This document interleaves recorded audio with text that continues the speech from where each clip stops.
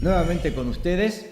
En el video anterior habíamos compartido acerca de las teorías incorrectas. Hemos estado considerando diversos puntos de vista en cuanto a la inspiración y hemos dicho que todos esos, por una u otra razón, son incorrectos. Y quizás ya ha llegado el momento en el cual ustedes están a punto de perder su paciencia diciéndome, bueno, ¿qué es lo correcto? Bien, hay dos palabras que van a definir lo que nosotros creemos que es correcto en cuanto a la inspiración de las Escrituras. Nosotros creemos en lo que llamamos inspiración verbal y plenaria. Inspiración verbal y plenaria. ¿Qué significa esto? Bueno, el término verbal, tal cual ustedes pueden leer, el énfasis está en que la inspiración penetra en las mismas palabras de las Escrituras.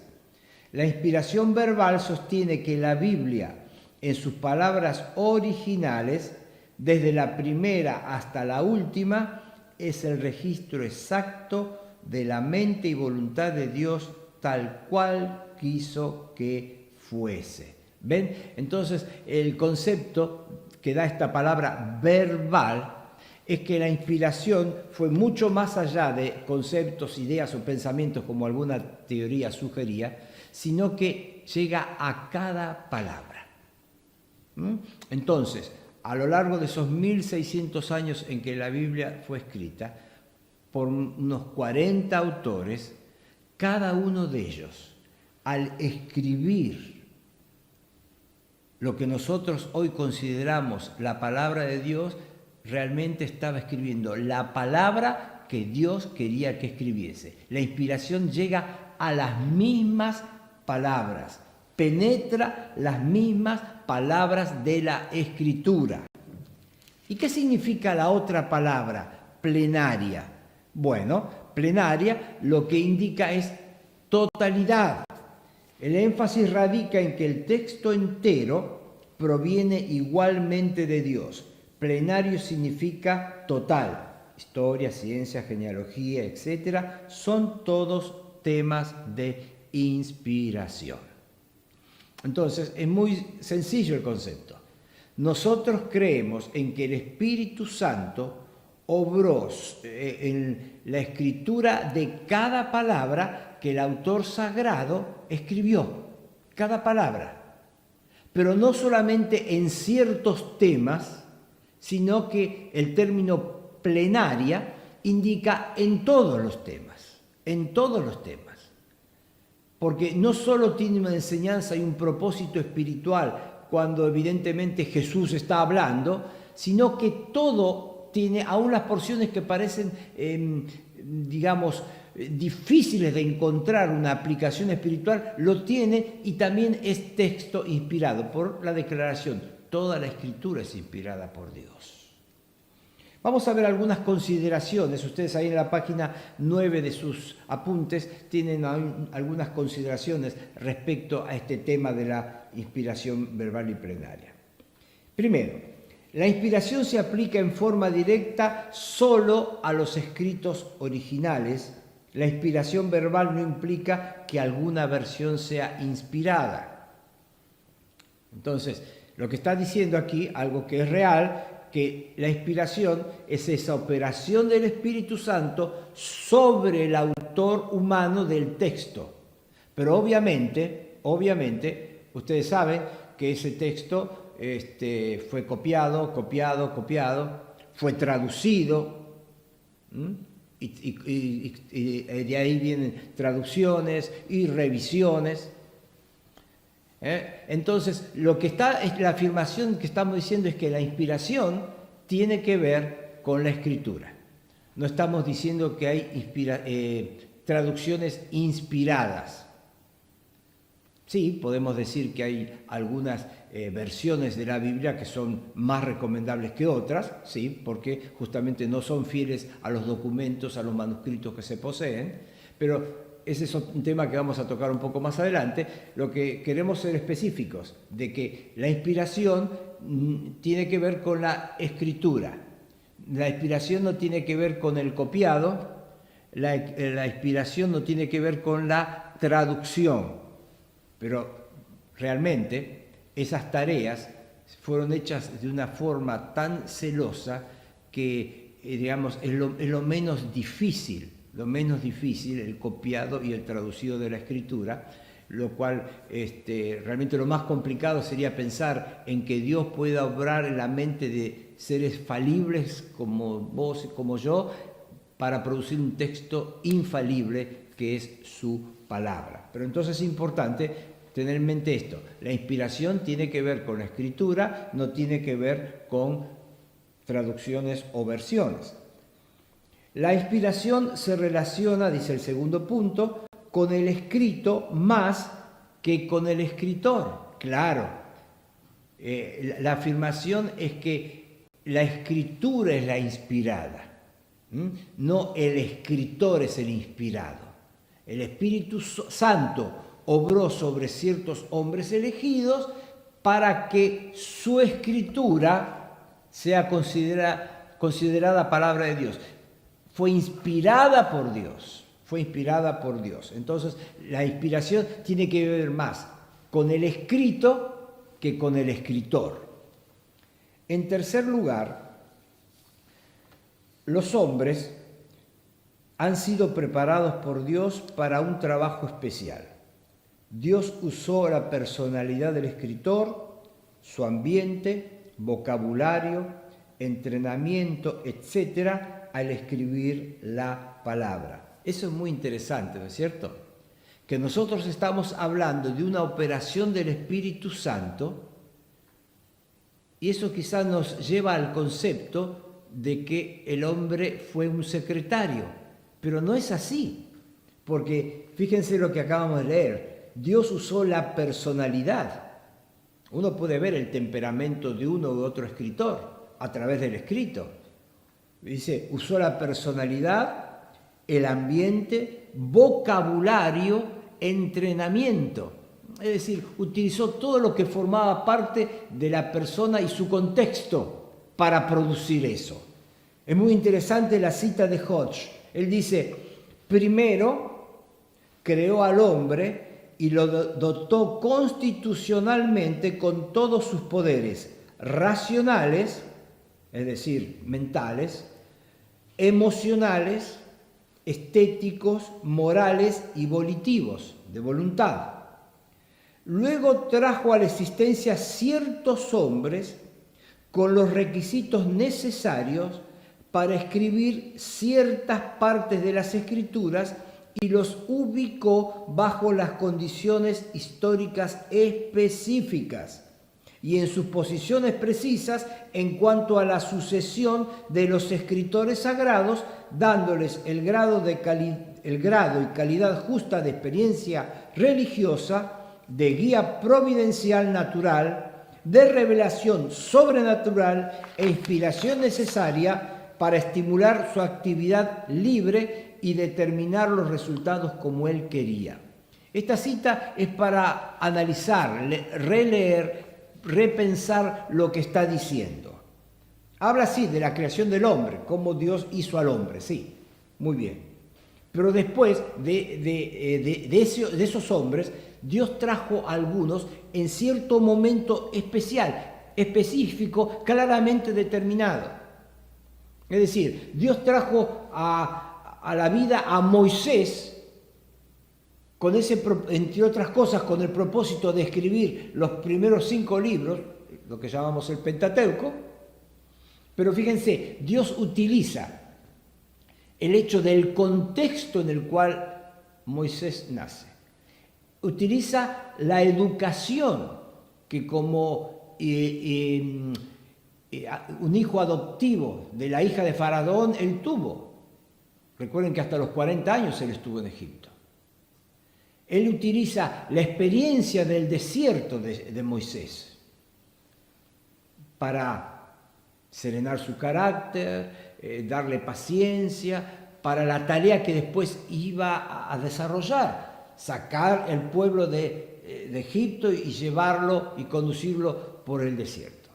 Ahora, fíjense, lo que está diciendo es que Dios creó al hombre con ciertas capacidades, pero además Dios eligió a algunos especialmente para que tengan una cierta experiencia en su propia vida, cierto contexto que tiene que ver con educación, formación, y eso, además todo eso los ubica en determinado y exacto momento de la historia.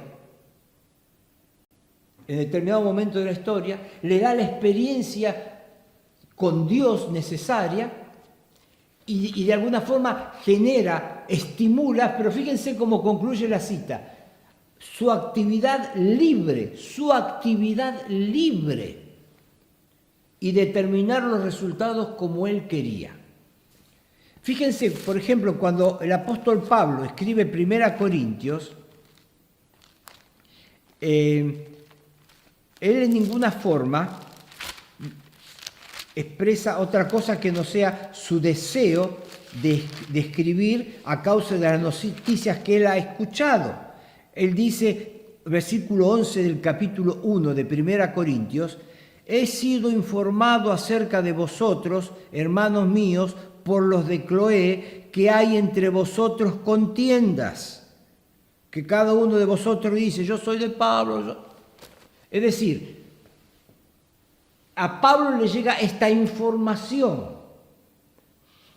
Pablo, vamos a pensar en Pablo, tomando la definición de Hodge, sí, un ser humano, un hombre con todas las capacidades que todo hombre tiene, pero Dios hizo que ese Pablo, que en sus comienzos era Saulo, fuera criado a los pies de Gamaliel, que tuviera una sólida formación judaica, profundo conocedor de la ley.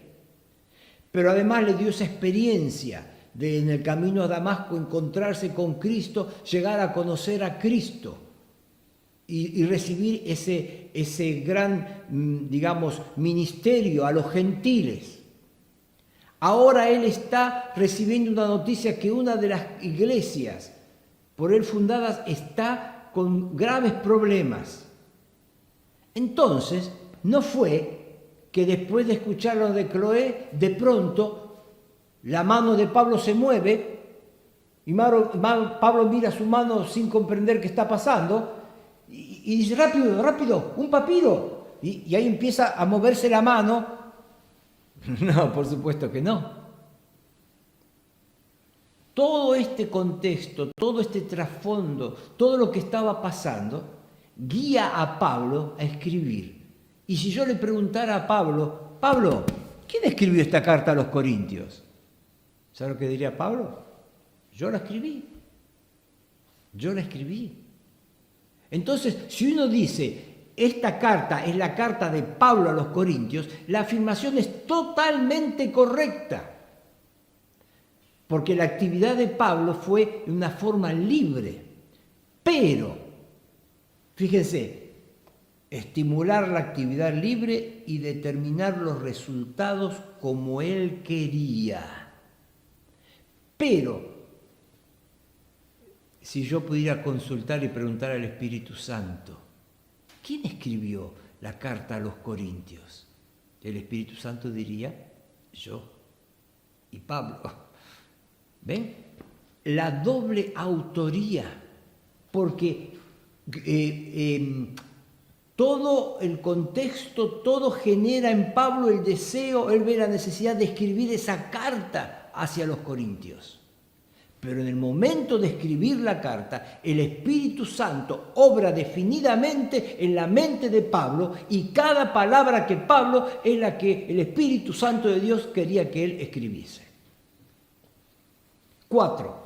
Inspiración es más que providencia, ya que ésta no puede guiar a un hombre más allá de su propio poder. Inspiración es más que la ayuda de Dios para guardar el registro de errores. Y acá está marcando un poco más lo que recién dije. Fíjense, inspiración es más que la ayuda de Dios para guardar el registro de errores. Ayuda es algo que yo puedo explicar a alguien, decir, mira, no vayas por ese camino, o mira, para hacer esto tendrías que hacerlo de esta forma, te voy a ayudar, te voy a aconsejar. No. Es más que eso. Es más que eso. Es una parte activa. Es una parte activa. Por eso el texto, aunque tiene un autor humano, tiene una infalibilidad que solamente le puede dar el hecho de que también tiene un autor divino. Yo recuerdo en mi época de alumno de instituto bíblico, llegamos a estudiar la carta a los hebreos, y dije Pablo, pensando justamente en el contexto, la carta a los hebreos, y el profesor empezó a explicar, bueno, algunos piensan que fue Pablo, y dio las razones por las cuales Pablo podría ser. Otros dicen, no, no puede ser Pablo, y dio las razones. Algunos piensan que pudo ser, entonces dio todas las opciones de aquellos que podrían ser autores de la carta a los hebreos. Entonces al final dijo, bueno, si en el examen ustedes se encuentran con una pregunta, ¿quién es el autor de la carta a los hebreos? Si alguno de ustedes pone el Espíritu Santo, la respuesta es correcta. Porque es así, ¿ven? Lo que hace el Espíritu Santo es más que ayuda. Es más que ayuda. Es una participación activa que hace que el elemento humano vaya más allá de lo que son sus propias capacidades. Por eso, en la definición de inspiración, hablábamos de una operación sobrenatural.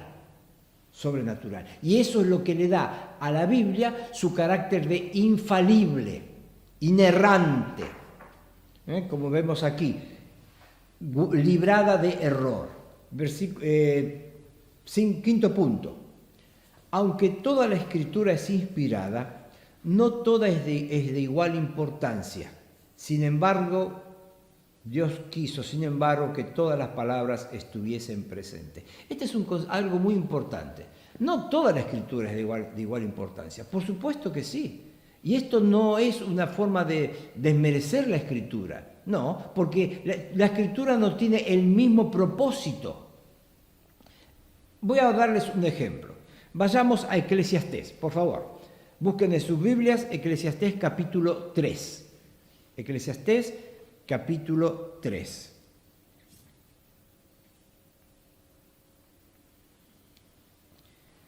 Al llegar al versículo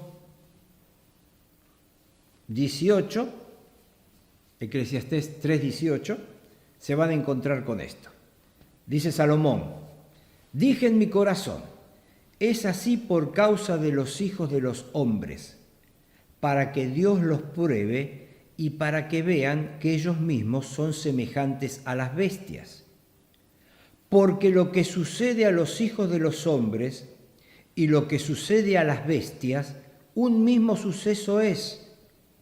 Como mueren los unos, así mueren los otros. Y una misma respiración tienen todos. Ni tiene más el hombre que la bestia, porque todo es vanidad. Todo va a un mismo lugar, todo es hecho del polvo y todo volverá al mismo polvo. ¿Quién sabe que el espíritu de los hijos de los hombres sube arriba y que el espíritu del animal desciende abajo a la tierra? ¿Qué está diciendo aquí el sabio Salomón? Él está diciendo que un hombre y un animal es exactamente lo mismo. Que nos morimos, es decir, un ser humano muere, buscan sus signos vitales, no está, y el médico dice, falleció. Bueno, dice, pasa lo mismo con un perro o un gato. Muere, deja de respirar, murió. ¿Y después? Y después es lo mismo. Como va uno al sepulcro, a la sepultura, así va un animalito a la sepultura. Es lo mismo. Él dice, un mismo suceso es. Como mueren los unos, mueren los otros, una misma respiración tienen todos, no tiene más el hombre que la bestia. Y él dice, ¿quién puede decirme que cuando un hombre muere su espíritu va arriba y cuando el animal muere su espíritu va abajo a la tierra? ¿Quién puede explicar eso? Bueno, la realidad es que si pensamos en este tema, la expresión es muy distinta a la que expresa Pablo más adelante, cuando él dice, ausente del cuerpo, presente con el Señor.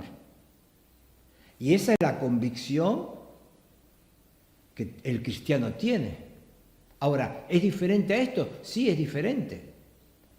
¿Podemos decir que Salomón, pese a ser un hombre sabio, aquí está equivocado en su afirmación? Claro que sí.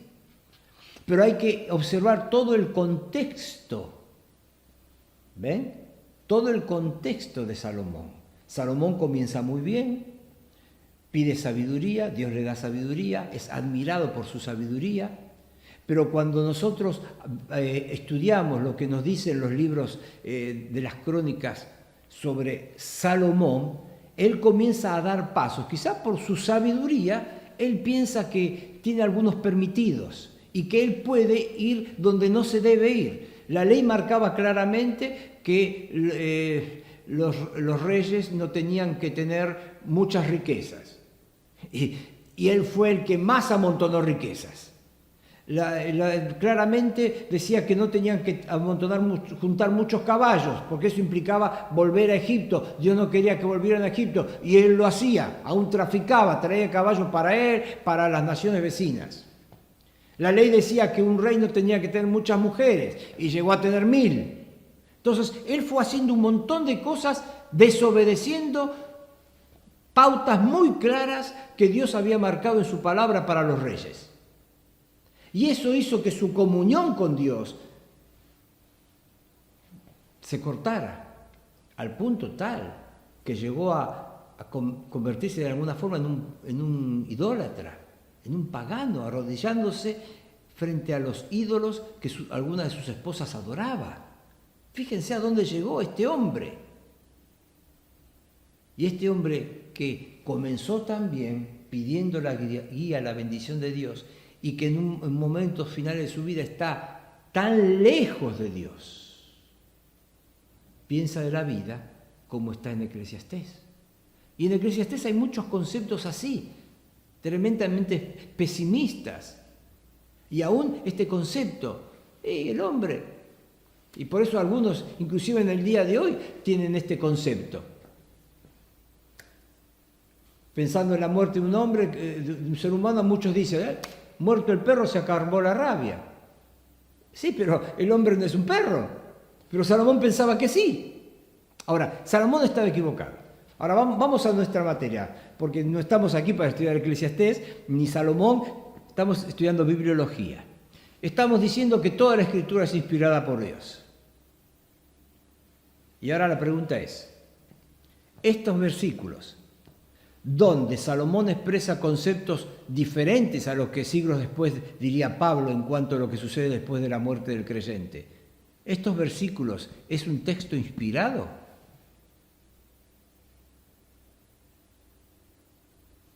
¿Es un texto inspirado? Hemos enfatizado que toda la Escritura es inspirada, entonces podríamos decir, sí, pensando en eso debería ser, pero ¿cómo va a ser inspirado si si comunica una idea equivocada? La inspiración tiene que ver con la exactitud del texto, no el contenido.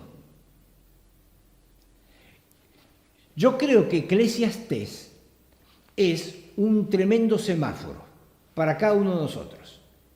En nuestra juventud podemos estar viviendo muy cerca de Dios, tomar pasos muy buenos, pero si nos empezamos a descuidar, podemos terminar muy mal. Y el libro de Eclesiastés está allí, el Espíritu Santo quiso que la experiencia de Salomón en ese momento de su vida se escribiera, justamente como otros pasajes del Antiguo Testamento, para nuestra amonestación, nuestra advertencia.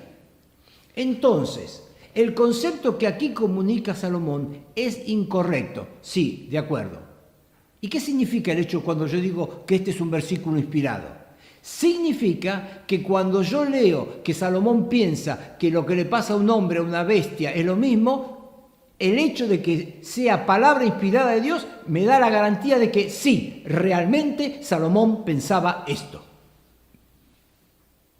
¿Cuál es la idea? Que Dios quiso que esta experiencia tremenda, triste en Salomón quedara registrada. Y cada concepto del Eclesiastés es seguro un concepto que en algún momento de su vida Salomón tuvo. Puede ser que algunos estén equivocados, pero sí, porque en algún momento Salomón estaba equivocado. Pero el texto, que sea un texto inspirado, me garantiza a mí la seguridad de que en determinado momento de su vida Salomón pensó esto, aunque estaba equivocado. ¿Ven? Entonces, aunque toda la escritura es inspirada, no toda es de igual importancia. Dios, sin embargo, quiso que todas las palabras estuviesen presentes. Por una razón u otra, con un propósito u otro, Dios quiere que cada una de las partes de la escritura estén. Y el Espíritu Santo obró inspirando la escritura de esas porciones. Pero evidentemente no toda es de igual importancia, lo cual no significa que creamos en grados de inspiración. Una cosa es decir que no toda la escritura es de igual importancia, otra cosa es decir que hay grados de inspiración. ¿Qué quiere decir con esto? La escritura es igualmente inspirada desde el principio a fin. Es tan inspirado el pasaje donde yo puedo ver al Señor pronunciando el Sermón del Monte, esos versículos son tan inspirados como estos versículos que acabamos de leer de Eclesiastés. Ojo, no estoy diciendo que el Espíritu Santo estaba,